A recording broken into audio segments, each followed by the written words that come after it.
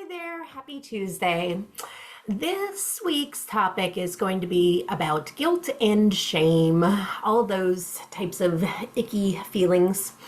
Um, so they are emotions that hit us, and I'm sure, anyone that's listened to, a few of my recordings or anything around emotions, I'm always stressing the fact that all emotions are valid, all emotions are needed, all emotions are part of the human experience and are just needed for it and all of those yummy things. And so we have to be careful not to vilify particular emotions, that mad doesn't exactly just equal wrong or bad or whatever it is, right? That every emotion is needed, valuable, part of the human experience, and all of those yummy things.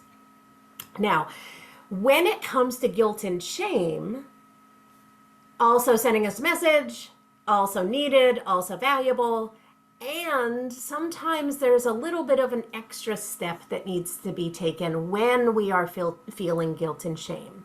There's a couple reasons for this. One is because sometimes it's associated to a lesson that we've learned maybe very, very early in life, to where we kind of might confuse shame or guilt with other emotions. We kind of fuse them together so that each time we feel something like anger or disappointment or frustration, we sometimes also attach onto those emotions guilt and shame for feeling them. If there's an assessment that these emotions are bad and they're natural, so they happen to us, so then we also feel then guilty for feeling these emotions. So there's a couple extra steps that need to be taken into consideration when the emotions that we are feeling are things like guilt or shame or blame.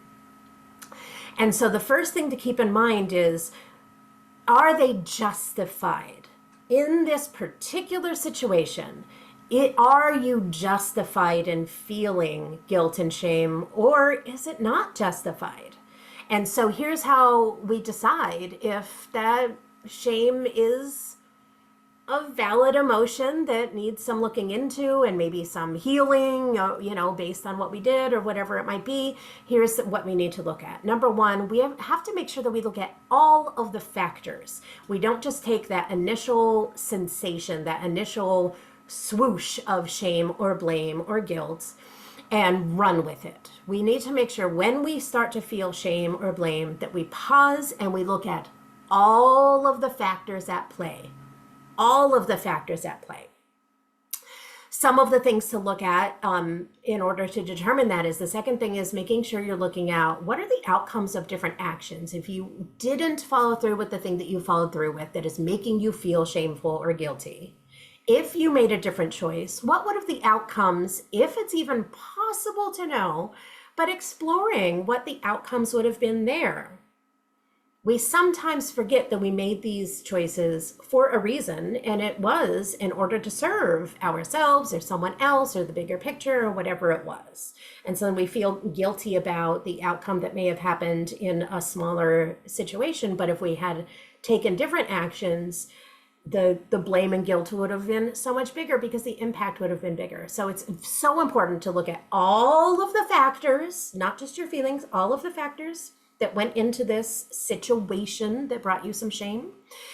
What were the potential outcomes if you had made different choices? What were the different choices available to you in that moment? Not in hindsight, but in that moment. What were the different choices available to you? And what would have the outcomes of those choices have been had you act on them?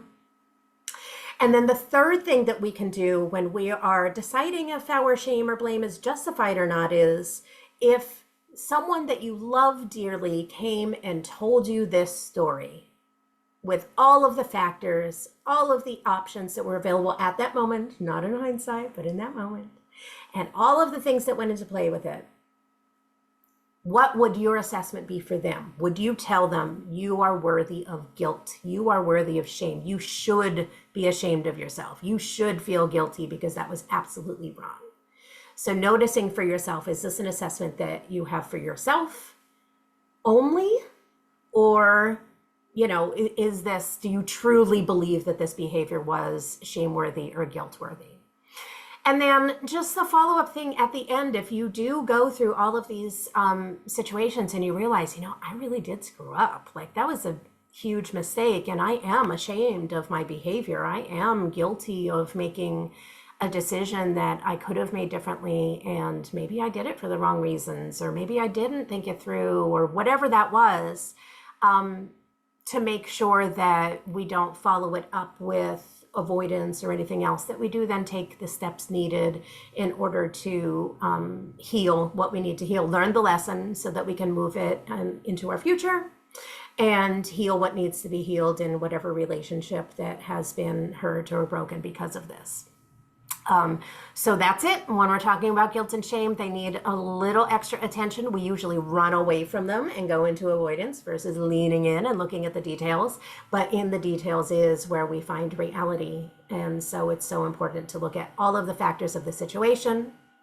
What would the outcomes have been of the choices that were available to you in that moment, not today, but in that moment? And what would you tell someone else if they were in the same exact situation as you? Would you say that they were worthy of guilt and shame or not? So, and that's the tidbits for today. As always, let me know if there's something you'd like me to talk about or if you have any specific questions about this. And I will see you next Tuesday. See ya.